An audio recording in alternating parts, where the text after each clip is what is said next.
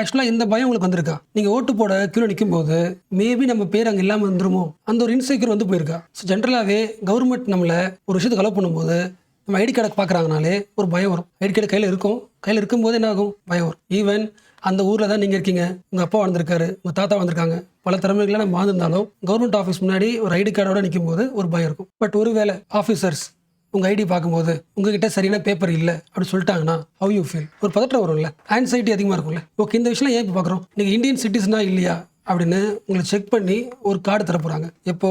இந்த சென்சஸில் 2025 உங்கள் வீட்டுக்கு வந்து சென்சஸ் எடுப்பாங்க. இதோட அல்டிமேட் எய்ம் என்னன்னா நேஷனல் பாப்புலேஷன் ரெஜிஸ்டர் ப்ளஸ் அடுத்த level national register for Indian citizen, இது ரெண்டுத்தையும் உருவாக்க போகிறாங்க. ஸோ இந்த ப்ராசஸில் மேபி நிறைய பேருக்கு ஆன்சைட்டி உருவாக்கலாம். யாருக்கு? Marginal people. என்ன ரீசன்? நீங்கள் இந்தியன் சிட்டிசனா அப்படி கேட்டு உங்களுக்கு கார்டு தர போகிறாங்கன்னா உங்கள்கிட்ட கேட்பாங்க, டாக்குமெண்ட் கேட்பாங்களா? டாக்குமெண்டேஷன் யார்கிட்ட சுத்தமாக இருக்காது? மார்ஜினல் பீப்புள்கிட்ட கண்டிப்பாக இருக்காது. ஸோ ஈவன் ஒரு சிட்டிசனுக்கு ஒரு கார்டு தரது மோஸ்ட் இம்பார்ட்டன்ட். என்ன ரீசன்? அதை வச்சு தான் எல்லா சர்வீஸும் கிடைக்கும். அதை வச்சு தான் சிட்டிசனையும் மற்ற நான் சிட்டிசன்ஸையும் பிரிக்க முடியும், நேஷனல் செக்யூரிட்டி ஸ்ட்ராங் பண்ண முடியும். அண்ட் இந்த பியூரோக்ராட்டிக் ப்ராசஸ்க்குள்ளே இந்த ப்ராப்ளம் இருக்குல்ல, நம்ம இதையும் அட்ரஸ் பண்ணணும். நாமனா யார்? சிவில் சர்வன்ஸ். ஏன்னா அட்மினிஸ்ட்ரேட்டிவ் இன்எஃபிஷியன்சியை சரிப்படுத்த நம்ம இருக்கும். ஓகே, இந்த ரெண்டு டேர்மையும் பார்க்கலாம். ஃபேக்ட்ஸ்லாம் கடைசியாக பார்க்கலாம். ஐடியா புரிஞ்சுங்க. இந்தியாவுக்குள்ளே யாரெல்லாம் தங்குறாங்களோ எல்லாரோட இன்ஃபர்மேஷனையும் கவர்மெண்ட் என்ன பண்ண போகுது? கலெக்ட் பண்ண போகுது. ஸோ யாரோட இன்ஃபர்மேஷன்? இந்தியாவில் வாடுற எல்லா மக்களோட இன்ஃபர்மேஷன், ஆல் பீப்புள், அதாவது எல்லா மக்களும், ஆல் பாப்புலேஷன்னா இந்தியாவோட சிட்டிசன்ஸ் வந்துருவாங்க, ரெசிடென்ட்ஸ் வந்துருவாங்க. ரெசிடென்ட்ஸ் தான் யாரு?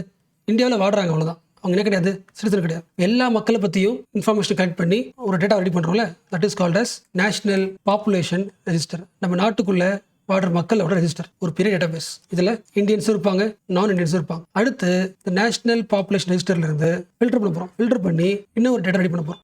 என்பிஆரில் எல்லா மக்களும் டீட்டெயில் இருக்குமா? அப்போ என்ன பண்ண போகிறோம்? ஜஸ்ட் ஃபில்டர் பண்ண போகிறோம். இதில் யார் இந்தியன்ஸ் கிடையாது, யார் இந்தியன்ஸை மட்டும் இன்னொரு லிஸ்ட் ரெடி பண்ண போகிறோம். இந்த லிஸ்ட்டுக்கு பேர் என்ன?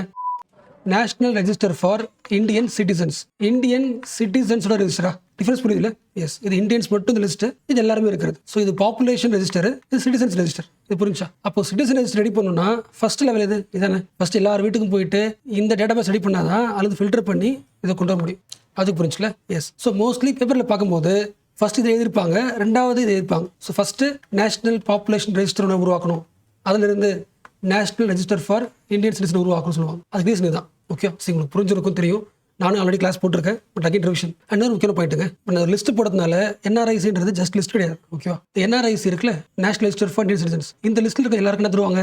இந்தியன் சிட்டிசன்ஸ்க்கு ஒரு ஐடி கார்டு தருவாங்க. இதோட இம்பார்ட்டன்ஸ் புரியுதா? ஃபர்ஸ்ட் உங்களுக்கு இந்த கார்டு கிடைச்சிச்சுன்னா இதுக்கப்புறம் நம்ம இந்தியன் சிட்டிசன் ப்ரூவ் பண்ணுறது ரொம்ப ஈஸி. ஒரு கார்டு மட்டும் போதும், நிறைய டாக்குமெண்ட்ஸ் தேவையில்லை. ஸோ ஐடென்டிஃபிகேஷன் ப்ராசஸ் இது முடிஞ்சதுக்கு அப்புறம் ரொம்ப ஈஸியாகிடும். இது ஒன்று. ஃபேக் ஐடி குறையும். வேற ஒரு டாக்குமெண்ட் காமிச்சு இந்தியன் சிட்டிசன் சொல்ல முடியாது. ஆனால் ஒரே கார்டு, இந்த கார்டில் இருக்கணும், அந்த கார்டு இல்லைன்னா you are not an Indian. So fake IDs குறையும். இந்த கார்டை ஃபேக் ஐடி பண்ண முடியுமா?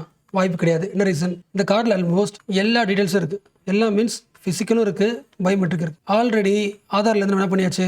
பயோமெட்ரிக் வாங்கியாச்சு. 1 second physical data, social data வாங்கிட்டாலே போதுமானது. ஸோ ஐடி வெரிஃபிகேஷன் ப்ராசஸ் ஈஸியாக இருக்கும். ஓகே, ஐடி ஃப்ராட்னஸ், ஃபேக் நடக்காது. அதோட முக்கியமானது வெல்ஃபேர், டார்கெட்டட் வெல்ஃபேர். இந்தியாவில் வாடுற இந்தியன் சிட்டிசன்ஸ்க்கு மட்டும் ஒரு வெல்ஃபேரை தரணும்னா இப்போ ஈஸி. அப்போ என்ன பண்ணுவோம்? ஒட்டுமொத்த மக்களுக்கும் தரணும். அப்போ நான் ரெசிடென்ட்ஸுக்கும் என்ன ஆகுது? ஒரு எக்ஸ்பெண்டிச்சர் போதில்ல. சரி, அது கரெக்டாக தப்பாக அப்புறம் பார்க்கலாம். பட் இந்தியன் சிட்டிசனாக இருக்கிறதுனால உங்களுக்கு ஒரு ப்ரிவிலேஜ் இருக்குல்ல, அந்த ப்ரிவிலேஜ் இன்னும் கொஞ்சம் நல்லா கிடைக்கும். கவர்மெண்ட் பெனிஃபிட்ஸ், சப்சிடிஸ், ட்ரான்ஸ்ஃபர்ஸ் எல்லாமே, விச் மீன்ஸ் ஓரளவுக்கு லீக்கேஜோ கரப்ஷனோ குறைக்கிறதுக்கு சான்ஸ் இருக்கு ஒரே ஒரு சிங்கிள் ஐடி கார்டுனால. உங்களால் யோசிக்க முடியுதுல?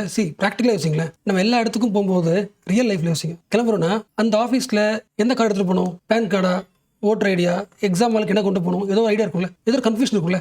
இந்த கன்ஃபியூஷன் சரி பண்ணிட்டே இருப்போம் நாம. அந்த ஃபுல் ப்ராசஸ் இனிமேல் இருக்காது. எங்கே போனாலும் இந்த ஒரு கார்டு தான். ஸோ மேக்கிங் லைஃப் பெட்டர்ல. ஓகே, ஒரு இண்டிவிஜுவலுக்கு இந்தியன் சிட்டிசன் ஒரு கார்டு கிடைக்க போகுது. இந்த ப்ராசஸ் எங்கிருந்து ஆரம்பிக்க போகுது? First level. சி, இதெல்லாம் பேசிக்ஸ் தான். பட் இன்னைக்கு ஆர்டிகல் வந்திருக்கு, சென்ட்ரல் பேஜ் வந்திருக்கு. ஸோ அகைன் ரிவிஷன் பண்ணுறேன். ஃபர்ஸ்ட் உங்கள் வீட்டுக்கு வந்து சென்சஸ் எடுப்பாங்க. அதாவது உங்களை பற்றி இன்ஃபர்மேஷன் கலெக்ட் பண்ணுவாங்க. டேட்டா கலெக்ஷனா? Yes, through census. What is data? உங்களை பற்றின இன்ஃபர்மேஷன். என்ன இன்ஃபர்மேஷன்? உங்கள் நேம் என்ன, உங்கள் ஜெண்டர் என்ன, date of birth, place of birth, எங்கே பிறந்தீங்க, மேரேஜ் ஆகிடுச்சா இல்லையா, நீங்கள் எந்த நேஷனாலிட்டி. ஸோ பேசிக்காக எல்லா டீட்டெயில்ஸும் வாங்கிடுவாங்க. ஸோ இதன் வழியாக இந்தியன் ரெசிடென்ட்ஸ் எல்லா டீட்டெயில்ஸும் வாங்கியாச்சு. ஓகே, அப்போ உங்களை கேட்கும்போது என்ன சொல்லலாம்? So through census government collected all the residents detail. So data collection through census முடிஞ்சு போச்சு. அடுத்த லெவல் பயோமெட்ரி டீடைல்ஸை கலெக்ட் பண்ணணும். ஃபிங்கர் பிரிண்ட், ஐரிஸ் ஸ்கேனு, இது மோஸ்ட் இம்பார்ட்டன்ட். என்ன ரீசன்? அப்போ தான் டூப்ளிகேட்ஸ், ஃபேக் ஐடிஸை குறைக்க முடியும். பட் இந்த செகண்ட் ஸ்டெப்பை 2025 சென்சஸில் பண்ண போகிறது இல்லை. என்ன reason? We already have huge record of Aadhaar. So Aadhaar கார்டில் பயோமெட்ரிக் இருக்கிறதுனால அந்த ரெசிடென்ஸ் டீட்டெயில்ஸையும் அந்த பேர் போட்டால், அந்த நேஷனாலிட்டி போட்டால், அந்த இடம் பேர் போட்டால் இந்த ஆதார் கார்டு வந்துடும். இந்த பயோமெட்ரிக் பண்ணிக்க முடியும், லிங்க் பண்ணிக்க முடியும். So first second over. Third step, மக்கள் கிளைம் பண்ணலாம். அந்த சென்சஸில் டீட்டெயில் கேட்டாங்களே, தன்னோட டீட்டெயிலாம் கரெக்டாக இருக்கா, தப்பாக இருக்கா, இல்லை எங்கள் ஊரில் வந்து கேட்கவே இல்லையா, அதை கிளைம் பண்ண முடியும். தப்பாக இருந்துச்சுன்னா மாற்ற முடியும். அந்த process. So public claim plus வெரிஃபிகேஷன்லாம் முடிஞ்சதுக்கப்புறம், அதாவது உங்கள் டேட்டா பற்றியான எல்லா இன்கரெக்ட் டீட்டெயில்ஸையும் சரி பண்ணதுக்கப்புறம் அந்த ஃபுல் டேட்டாவில் இருந்து இந்தியன் சிட்டிசன் யார் அப்படின்னு பிரிப்பாங்க. பிரிச்சுட்டு இந்த டீட்டெயில்ஸ்க்கு மட்டும் ஒவ்வொரு இண்டிவிஜுவலுக்கும் ஒவ்வொரு சிட்டிசனுக்கும் ஒரு ஐடி கார்டு கொடுப்பாங்க. So this is mandatory. Indian சிட்டிசன்ஸ்க்கு ஒவ்வொருத்தவங்களுக்கும் மேண்டேட்ரியாக ஐடி கார்டு தர வேண்டியது அவசியம் அப்படின்னு சிட்டிசன்ஷிப் ஆக்ட் 1955 சொல்லப்பட்டது. அதுக்குன்னு தனி செக்ஷன் இருக்குது, செக்ஷன் 14A.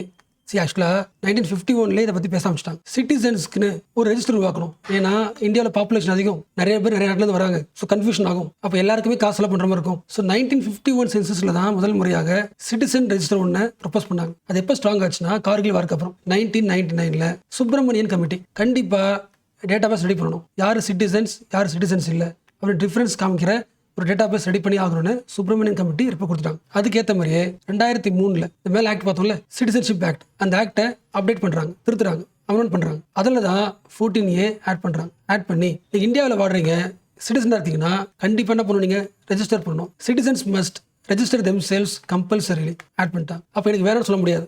நீங்கள் இந்தியன் சிட்டிசனாக இருக்கீங்கன்னா ரெஜிஸ்டர் பண்ணி ஆகணும். நம்ம 2011 சென்சஸ் எடுத்தோம்ல, நம்ம அப்போ என்ன பண்ணியாச்சுன்னா இந்த பேர்லாம் கேட்டோம்ல, நேமு, டேட் ஆஃப் பர்த், இது கூடவே ஃபேமிலி பற்றி என்ன ஒர்க் பண்ணுறீங்க, அதாவது social data, economic data, residency எல்லாத்தையுமே என்ன பண்ணியாச்சு 2011 வாங்கியாச்சு.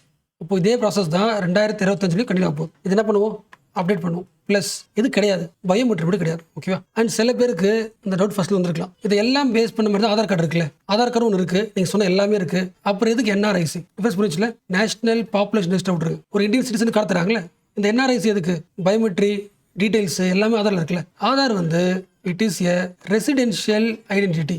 மீனிங் புரிஞ்சா, அதாவது நீங்கள் இந்தியாவில் வாழ்ந்தீங்கனாலே உங்களுக்கு கார்டு கொடுத்துருவாங்க. ஆதார் கார்டு எல்லாருக்கிட்டையுமே கிடைக்கும். இப்போ எல்லாருக்குமான சர்வீசஸ் என்ன பண்ணிக்கலாம், வாங்கிக்கலாம். ஆனால் NRICன்றது இந்தியன்ஸ்க்கு மட்டுமே கொடுக்கப்படுற ஒரு ஐடி கார்டு. டிஃப்ரென்ஸ் இருக்குது. அப்போ ஆதார் கார்டு வச்சுக்கிட்டு உங்களுக்கு இந்தியாவில் வாடுறதுக்கு தேவையான பேங்கிங் சர்வீசஸ், சப்சிடிஸ், இல்லை டிஜிட்டல் வெரிஃபை பண்ணிக்கிறது எல்லாத்தையும் யூஸ் பண்ணிக்கலாம். பட் சிட்டிசன்ஸ்க்கு எக்ஸ்க்ளூசிவாக பண்ணுவாங்கல்ல, அதுக்கு தான் NRIC. விலை புரிஞ்சா? எஸ். ஆதாரோட மெயின் பர்பஸ் என்னன்னா, கவர்மெண்ட் வந்து ஒரு பப்ளிக் சர்வீஸ் டெலிவரி பண்ணணும், கரெக்டான ஆளுக்கு போதான்னு தெரியல.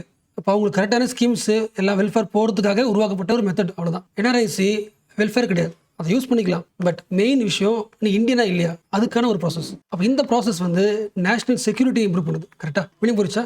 யார் சிட்டிசனு யார் நான் சிட்டிசன்னு தெரியறதுக்கான ஒரு ஸ்கோப் இருக்குது. அப்போ ஆதார் கார்டு வந்து which is inclusive in nature, எல்லாரையும் உள்ளடக்குது. ஆனால் இது வந்து எக்ஸ்க்ளூசிவ் இன் நேச்சர். என்ன reason?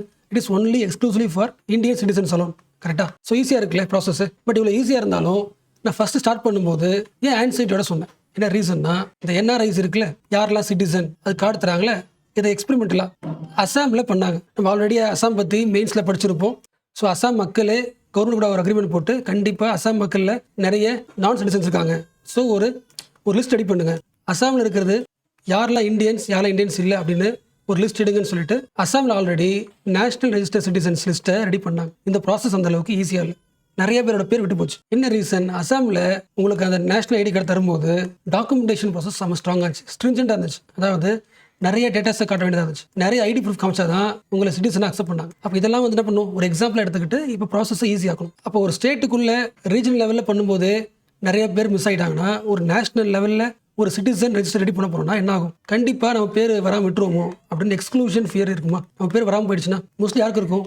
Marginal community, poor people, women, marginalised communities எல்லாருக்குமே இருக்கும்ல. ஆனால் அதுக்கேற்ற மாதிரியே இந்தியாவோட அட்மினிஸ்ட்ரேஷனும் கிடையாது, எஃபிஷியன்சி கிடையாதுல்ல. லாஜிஸ்டிக்கலாக சேலஞ்ச் இருக்குது, எல்லா ஊருக்கும் எடுக்கிறது ஒரு சேலஞ்ச் இருக்குது. அப்போ இந்த சிச்சுவேஷனில் இந்தியாவோட எஃபிஷியன்சி கம்மியாக இருக்கும்போது நாம தான் ஆக்டிவாக இருக்கணும். பீப்புளோட ரோல் செம்ம ஆக்டிவாக இருக்கணும். இந்த ஐடி கார்டு வாங்குறதுல நம்மளோட ரைட்ஸ் என்ன, இது ஆக்டிவாக எல்லா பாயிண்ட் தெரிஞ்சு வச்சுக்கணும். இதை பற்றி அவேர்னஸ் ப்ரோக்ராம் எதாவது போட்டாங்கன்னா அதில் ஆக்டிவாக பார்ட்டிசிபேட் பண்ணி என்னென்ன டீடைல்ஸ் அப்படின்றத தெரிஞ்சு வச்சுக்கணும். அண்ட் உங்கள் ஊரில் இந்த ப்ராசஸ் நடக்கும்போது டிரான்ஸ்பரன்சி நடக்குதா அப்படின்னு செக் பண்ணிக்கணும். So we have to be informed, proactive and being engaged. எல்லா விஷயமும் தெரிஞ்சுக்கணும், ஆக்டிவ் ஒர்க்கும் பண்ணணும், கவர்மெண்ட் கூட என்கேஜிங்காக இருக்கணும். அப்போ தான் இந்த ஐடி கார்டு எல்லாருக்கும் கிடைக்கும். அப்போ தான் இந்த ப்ராசஸில் ஒரு இன்க்ளூசிவ்னஸ் உருவாக்க முடியும். அதாவது நேஷனல் செக்யூரிட்டியும் பேலன்ஸ் பண்ணிக்கிட்டு ஹியூமனிட்டேரியன் காஸ் எல்லாருக்குமே ஒரு டிக்னிஃபைட் லைஃப் கிடைக்குதா, ஐடி கார்டு கிடைக்குதான்னு ரெண்டுத்தையும் பேலன்ஸ் பண்ண முடியும்.